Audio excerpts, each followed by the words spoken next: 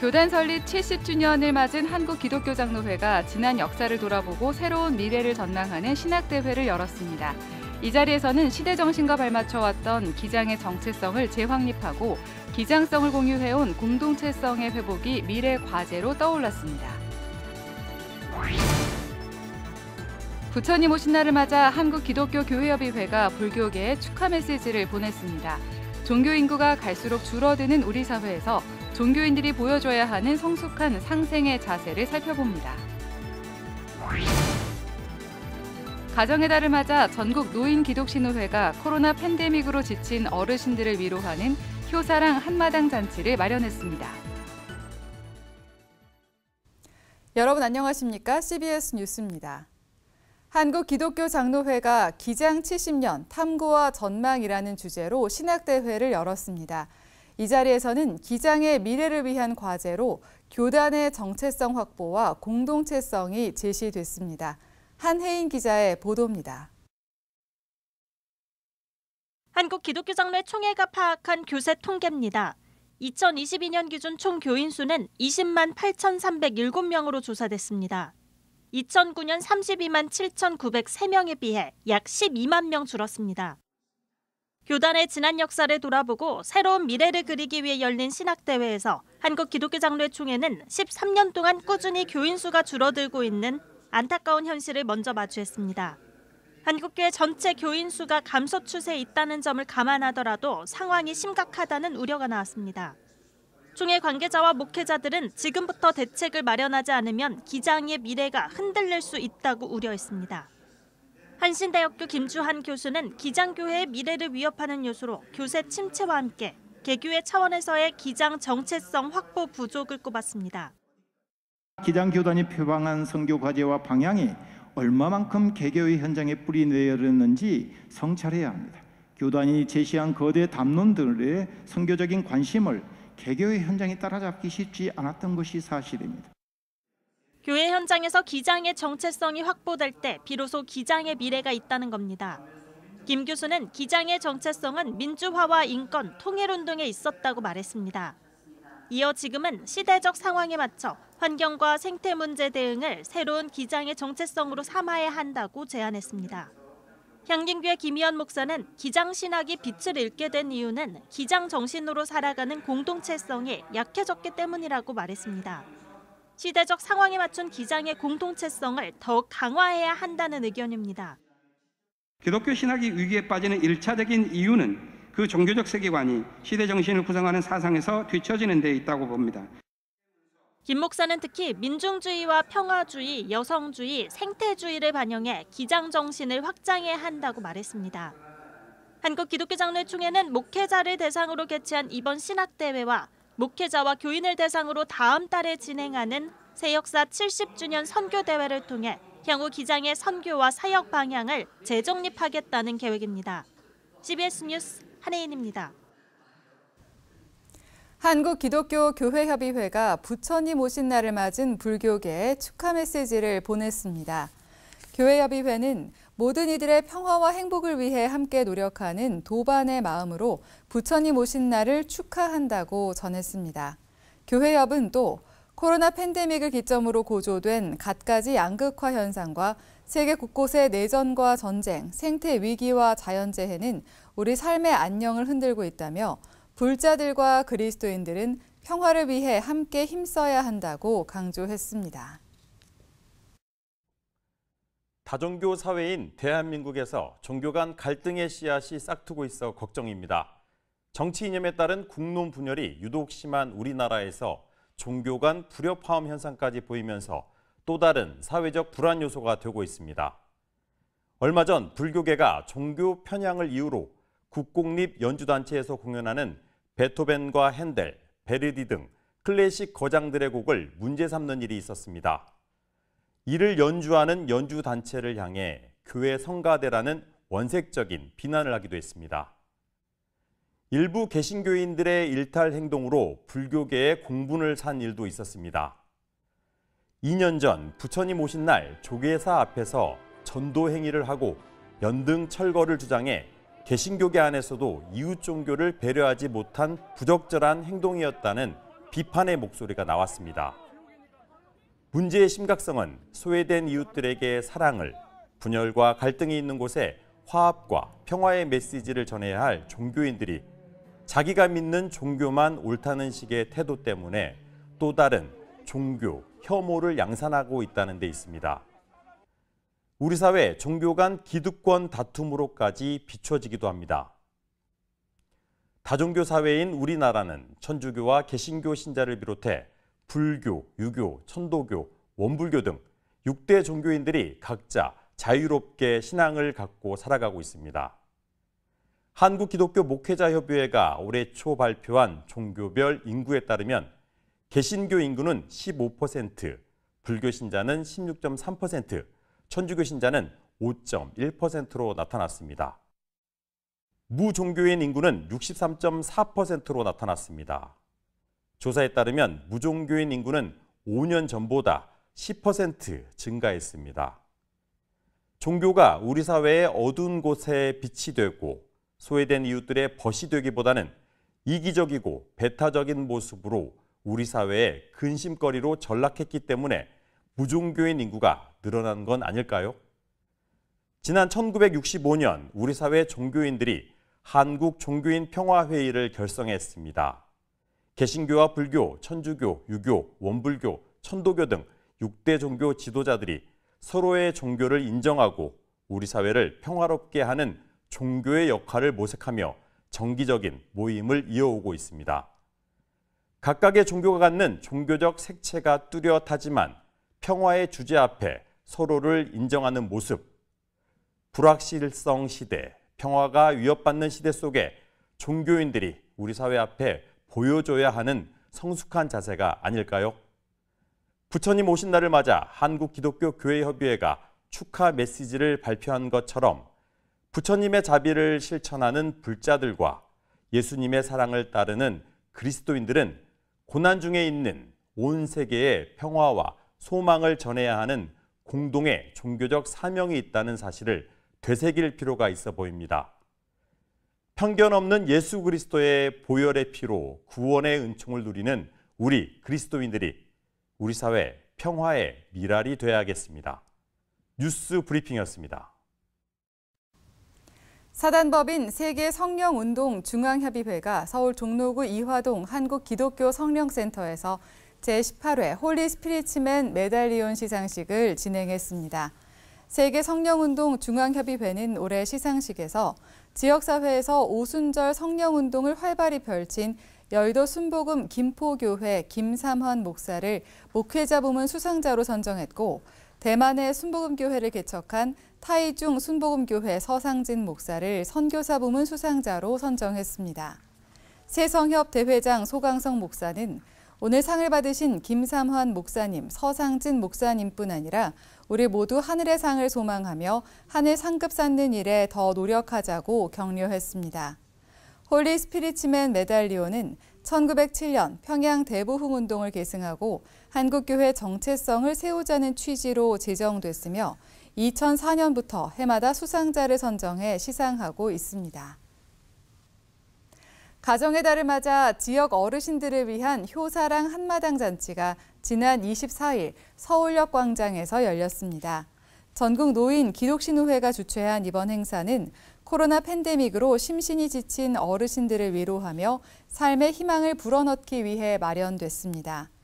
효사랑 한마당 잔치는 서울역 주변에 거주하는 노인과 지역교회 성도 등 500여 명이 참석한 가운데 가수와 국악인, 개그맨 등이 재능 기부로 공연을 펼쳤습니다. 서울 중랑구 영안교회가 지난 23일 지역사회 어려운 이웃들에게 사용해달라며 사랑의 박스 400개를 중랑구청에 전달했습니다. 사랑의 박스는 간편 조리식품을 비롯해 다양한 생필품으로 채워졌습니다.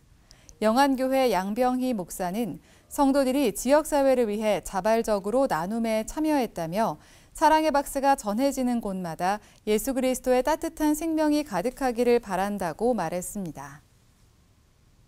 아신대학교 교육연구소가 교회학교 교사교육을 위한 아신 온라인 교사대학을 운영합니다.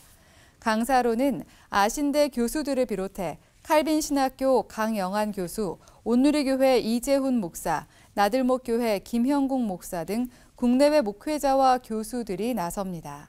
아신대는 이론과 실제가 조화를 이루면서도 깊이 있는 교회학교 교사 교육을 제공하고 있다며 100% 온라인 강의로 진행되기 때문에 시간과 장소에 구애받지 않고 수강이 가능하다고 전했습니다.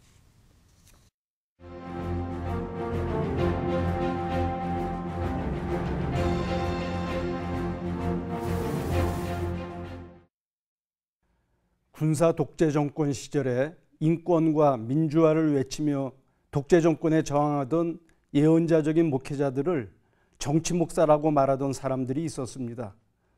그들은 모든 권세가 하나님으로부터 났고 각 사람은 그 권세들에 대해서 복종해야 함을 성경이 가르친다고 역설했습니다. 그들은 권력자에게 저항하는 것은 성경의 가르침을 거스르는 것으로서 하나님을 거역하는 것이라고 비난했습니다.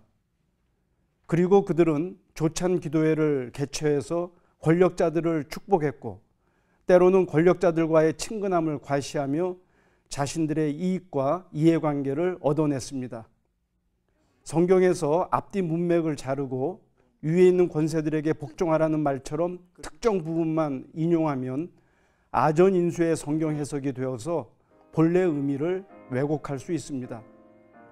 성경은 오히려 악한 일에 권세를 사용하거나 하나님의 일꾼으로서 일하지 않는 권세 잡은 자에 대해서는 복종하기는커녕 저항할 것을 문맥 전체로 가르치기 때문입니다.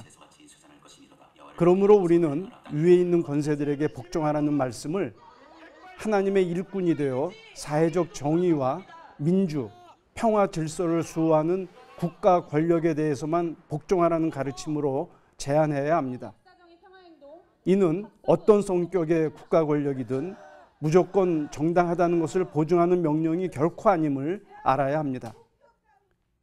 요즘 한국 교계 상황을 보면 성경의 가르침이 뒤죽박죽으로 적용되고 있습니다. 태극기를 들고 자유를 운운하는 일부 목회자들은 직전 민주당 정권을 빨갱이, 친북 좌파 또는 주사파가 잡은 정권이라 칭하며 신랄하게 비판했습니다. 반면에 그들은 현재의 보수 정권을 만드는 데 기여했음을 은근히 자랑하며 절대적으로 지지하고 옹호합니다. 하나님의 관심사인 사회적 약자들에 대해서는 무관심하고 불의한 정책과 부정부패, 불공정에 대해서는 침묵합니다. 그들은 자기 모순된 말과 행동을 하면서도 그것이 성경 말씀과 복음을 따르는 것이라고 주장합니다. 성경을 하나님의 말씀으로 읽는 교회와 그리스도인들이 보수 정권이냐 진보 정권이냐에 따라서 말과 행동 또는 비판의 기준을 달리하는 것은 스스로를 기만하거나 자가당착에 빠지는 것입니다. 보수 정권과 진보 정권을 구분하기 전에 하나님의 사랑과 정의와 평화를 지향하고 있느냐 아니면 방해하고 있느냐가 기준이 되어야 합니다. 사회적인 약자들에게 우선적인 관심을 주고 있느냐 아니면 소수 특권층의 이익만을 대변하고 있느냐가 기준이 되어야 합니다. 국민을 섬기는 일과 보편선을 위해 권력을 사용하느냐 아니면 권력자들 자신만을 위해 권력을 사용하고 있느냐가 기준이 되어야 합니다. 만일 인권을 침해하고 언론의 자유를 억압하며 공존, 공생, 공영과 공정을 부정하는 정권이라면 보수와 진보를 떠나서 저항하는 것이 마땅합니다. 얼마 전 취임 1주년을 보낸 윤석열 대통령과 정부 관계자들을 보면 법과 원칙을 임의로 적용하고 있습니다. 자기 측근에 대해서는 큰 죄를 범해도 무한히 관대하고 상대편에 대해서는 작은 죄라도 과장해서 처리합니다. 역사를 가해자의 관점에서 해석하고 억울한 피해자들의 피맺힌 호소를 외면합니다. 부자와 대기업을 위한 정책을 위반하고 일할 만한 노동 환경과 정당한 대우를 요구하는 노동자들을 억압합니다. 선거 당시 공약했던 것들을 설명도 하지 않고 사과도 하지 않은 채로 폐기합니다. 지금은 우리 교회와 그리스도인들이 하나님의 권세를 오용하는 권력자와 세력들에게 강력히 저항하며 감독해야 할 때입니다. CBS 논평이었습니다.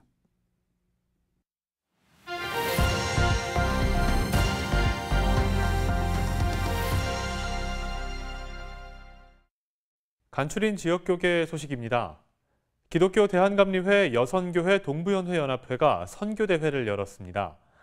광주시 기독교 교단협의회는 정기총회를 열고 신임 회장을 선출했습니다. 기독교 대한감리회 여선교회 동부연회 연합회가 주의 능력에 힘입어 지경을 넓히게 하소서란 주제로 제28회 선교대회를 개최했습니다.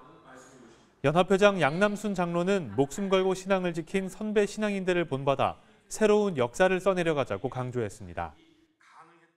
역사의 주역이신 여선교회 회원 여러분, 여선교회 126년의 역사를 이어온 선진들의 믿음을 이어 우리가 지금 이곳에 모였습니다. 목숨 걸고 신앙을 지켜온 선배들의 믿음을 본받아 후손들에게 잘 물려줄 수 있는 새로운 역사를 써내려갑시다.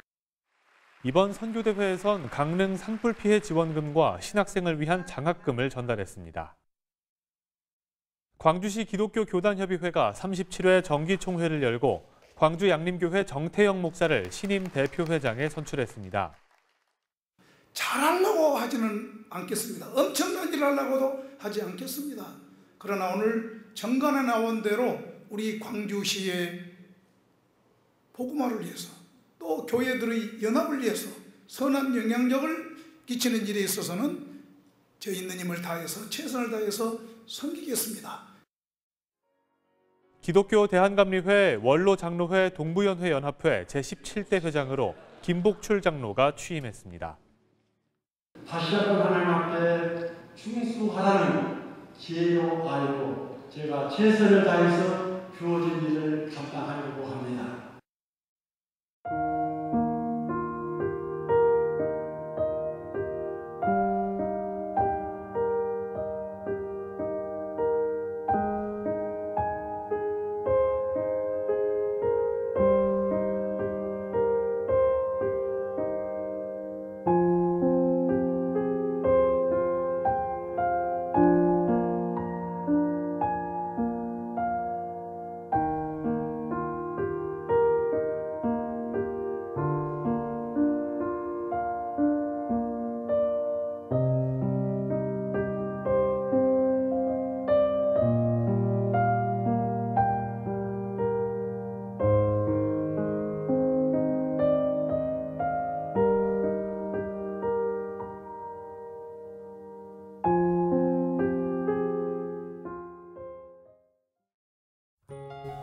날씨입니다. 내일은 전국이 대체로 흐린 가운데 오전부터 밤사이 수도권과 강원도에 비가 오겠습니다.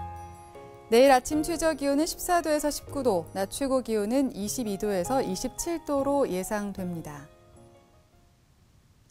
이상으로 뉴스를 마칩니다. 시청해주신 여러분 고맙습니다.